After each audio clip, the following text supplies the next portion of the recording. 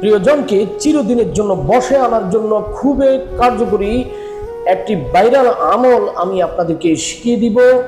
আপনি কি আপনার পরিবার নিয়ে অশান্তিতে রয়েছেন, আপনার স্বামীকে নিয়ে, আপনার স্ত্রীকে নিয়ে, অথবা আপনার প্রিয় সন্তান আপনার অবাধ্য, আপনি হালালভাবে যাকে পেতে চান সে অনেক দূরে চলে গিয়েছে, আপনার অশান্তির শেষ নেই, তাকে পাওয়ার জন্য অনেক চেষ্টা করে আপনি ব্যর্থ হয়েছেন। আজকে এমন একটি আমল আমি কোরআনুল কারীমের আয়াত এবং আল্লাহ পাকের সিফাতি নামের মাধ্যমে শিক্ষা দিব।